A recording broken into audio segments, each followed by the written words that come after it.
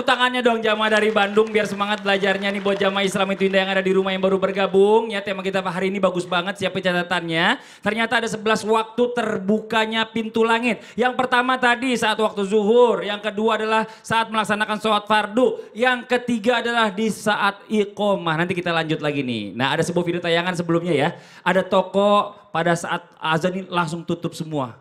Walaupun nih azan lagi berkumandang, tetap tutup. Kalau ada pelanggannya, pelanggan nanti ya, ini azan. Nah kita tayangin dulu tayangannya ya, ini dia nih.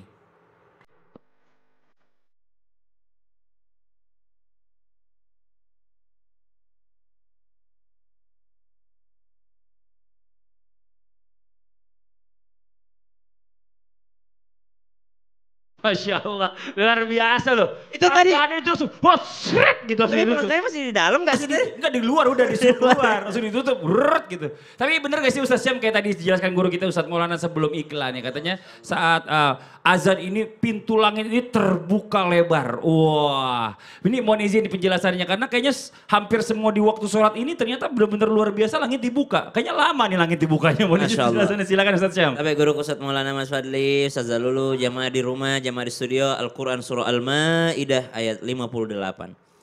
A'udzu billahi minasy syaithanir rajim. Wa idza nadaitum ila as-salati ittakhadhuha huzwan wa la'iba. Dzalika bi annahum qaumun la ya'qilun. Allah. Dan apabila kamu menyeru mereka untuk melaksanakan salat, mendirikan salat, mereka menjadikannya bahan ejekan dan permainan. Yang demikian itu adalah karena mereka adalah orang-orang yang tidak mengerti. Di antara 11 saat ataupun keadaan di mana Allah membukakan pintu langitnya adalah ketika dikumandangkannya azan. Dari sahabat Nabi SAW Abu Umamah radhiyallahu anhu warḍah, bahwasanya Nabi SAW bersabda, "Idza nadal munadi futihat abwabus sama wastujibat du'a."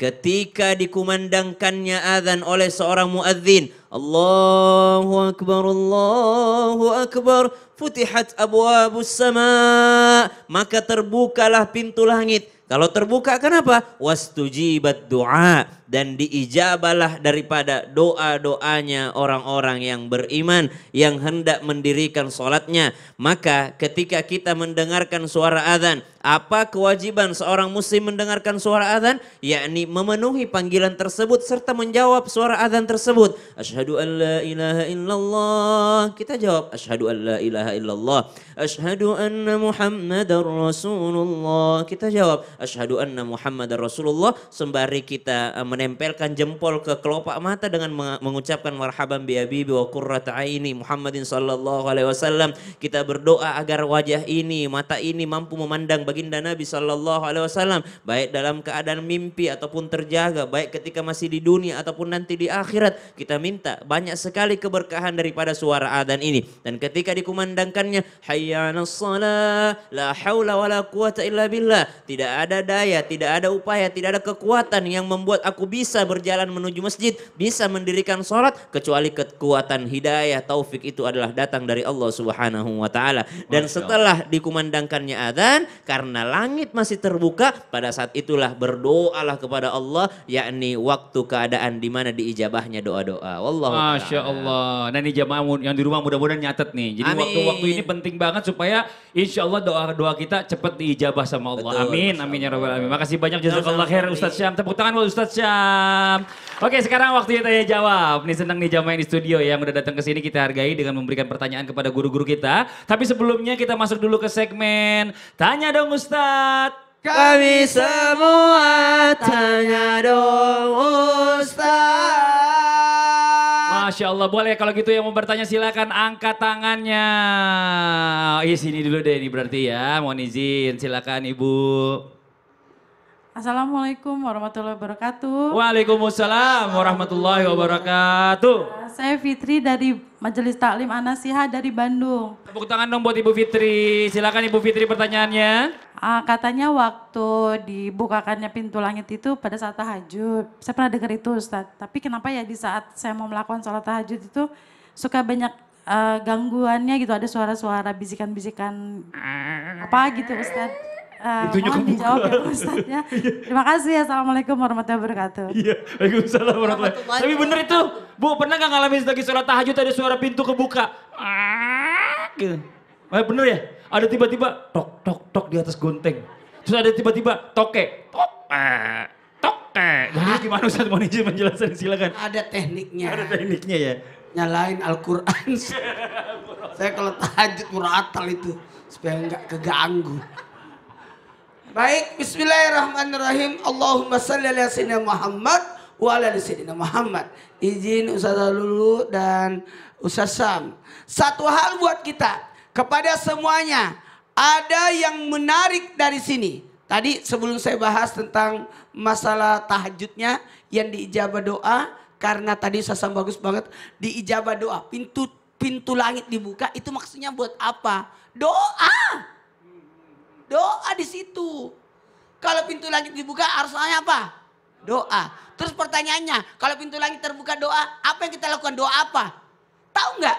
Sholat itu adalah kumpulan doa-doa. Jadi sebaiknya ketika pintu langit terbuka, bagusnya sholat. Sholat.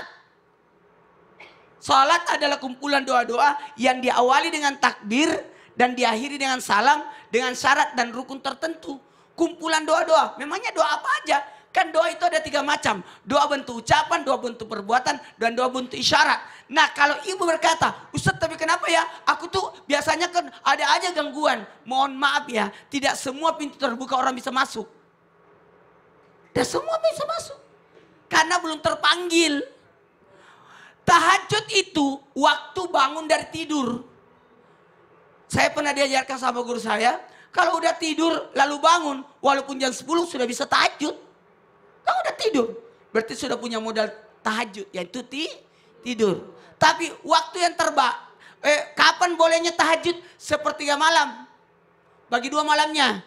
Ada pertengahan malam, artinya setengah 12. Jam 12 malam, udah boleh. Tapi waktu terbaik sepertiga malam. 1, 2, 3. Sepertiga malam. Berarti jam 2 atau jam 1 malam. Paling bagus antara jam 1, jam 2, paling bagus tahajud sampai jam 3. Nah jam 3 atau sampai jam setengah 4, jam 4. Bisalah sahur, habis sahur bersiaplah untuk sholat subuh. Setengah jam sebelumnya. Nah dari sini kita bisa belajar yang dilakukan adalah di saat pintu langit terbuka. Bagusnya yang kita lakukan adalah sholat. Masya Allah. Jadi tahajud itu pintunya terbuka juga Ustadz? Itu terbuka pada waktu tahajud. Allah. Makanya salah satu pembuka pintu langit itu adalah di waktu tahajud. Tapi kalau misalnya lagi sholat nih Ustadz, lagi sholat di tahajud, tiba-tiba ada yang datang. Bapak Imam, saya mamum. Gak ada orang di kamarnya. Nah itu gimana Ustadz? Digodain. Tepuk tangan Ustadz Maulana. Ini Masya Allah. Kita lanjut lagi. Yo, yang mau bertanya lagi boleh silakan angkat tangannya. Yo. Mana? Oh dari sebelah sini lagi nih. Mohon izin Ibu silakan. Iya foto. Terima kasih. Assalamualaikum warahmatullahi wabarakatuh. Waalaikumsalam warahmatullahi wabarakatuh. Saya Ibu Nining dari Majelis Taklim An-Nasihah Bandung. Mau tanya kepada Ustadzah Lulu. Ya Umi. Ya, gini ya. Untuk panggilan waktunya langit terbuka itu di saat waktu panggilan sholat. Kita sebagai perempuan, baiknya sholat di rumah atau sholat di masjid? Itu saja mungkin. Assalamualaikum warahmatullahi wabarakatuh. Waalaikumsalam warahmatullahi wabarakatuh. Karena kan memang banyak yang ngiri perempuan. Sholat di masjid banyak keutamaannya. Masa perempuan di rumah doang? Ya, kalanya ibu itu satu dinding sama masjid. Bersebelahan ya. Insya Allah mudah-mudahan sehat berkah semuanya. Ustadz mohon izin, kemudian Ustadz Syam, Ustadz Maulana dan juga Kak Fadli. Insya Allah mudah-mudahan sehat berkah. Amin ya Allah ya Rabbal Alamin. Ini ada pertanyaan bagaimana kalau misalnya kita kan sebagai perempuan ya lebih baik mana nih sholat sendiri apa mungkin di masjid berjamaah. Ya, insya Allah mudah-mudahan berkah. Yang paling penting adalah kita jaga sholat kita. Kenapa? Kalau misalnya berjamaah luar biasa. Karena banyak keutamaan dari berjamaah di masjid. Yang pertama ini hadis riwayat Hakim bahwa ketika ada desa atau kota paling tidak di situ ada 2 orang atau mungkin 3 orang maka berjamaah. Kenapa? Karena serigala tidak mungkin akan mampu memakan domba kalau sendiri. Artinya apa? Ya, tapi kalau banyak-banyak ya, kalau banyak-banyak baru dia akan merasa takut. Artinya ini menjauhi dari godaan syaitan, terjauh dari godaan syaitan. Makanya ketika udah siap salat, sawu sufufakum fa inna taswiyatas sufuf min tamamis shalah. Rapikan barisannya ya, jangan ada yang namanya terjauh-jauh. Kenapa? Karena ini merupakan keutamaan dari salat, insya Allah. Kemudian apa? Yang kedua, ya, daripada sendiri kita berjamaah. Kenapa? Karena Allah cinta yang berjamaah. Allah lebih senang. Ya, kalaupun ada berdua, ayo kita jamaah. Ibu mau di rumah silahkan berjamaah sama anak bisa bu. Ya, karena soft yang paling bagus untuk wanita adalah soft yang di belakang. Ya, tapi kalau misalnya ayah anda ajak anak-anaknya yang laki-laki silahkan berjamaah di masjid. Kalau bunda ingin ikut berjamaah, ya bareng ya, saya juga mau ikut. Yang penting ada mahramnya, jangan sampai ibu sendirian. Oh enggak gitu ya bu ya. Kalaupun ingin di rumah silahkan, tapi tetap jaga berjamaah dengan anaknya. Kenapa? Allah lebih cinta berjamaah yang 2 atau yang 3 atau lebih dari itu. Semakin banyak kita makmumnya, kemudian juga yang sholat berjamaah, maka Allah bertambah cintanya. Insya Allah. Kemudian yang ketiga, derajatnya naik bu. Masya Allah bertambah. Yakni 27 derajat ketika melaksanakan sholat berjamaah kebanding sendiri. Kira-kira pengen sendiri apa berjamaah? Berjamaah, Masya Allah. Dan juga yang terakhir ketika kita sholat berjamaah, maka ini terhindar dari lalainya sholat. Fawailul lil musallin. Ya, alladzina hum an salatihim sahun. Celaka orang yang salat. Loh, kenapa yang salat celaka? Karena salatnya sahun, lalai. Ketika berjamaah terhindar dari sahun, yakni lalai. Kenapa? Karena insya Allah mudah-mudahan terjaga. Lalainya lalai apa? Lalai ada waktunya. Tapi kalau berjamaah udah siap-siap. Allahu Akbar, Allahu Akbar. Ayo kita berjamaah di masjid. Wah, udah siap-siap dari waktunya tepat. Yang kedua, yakni dari khusyuknya juga. Ya, Masya Allah, kalau berjamaah lebih nikmat. Masya Allah, kenapa? Menjaga khusyuknya salat. Kalau salat sendiri kadang kita nggak tahu, ya Allah lupa rakaat keberapa ini ya. Ya Allah, ini bacaannya gimana ini ya.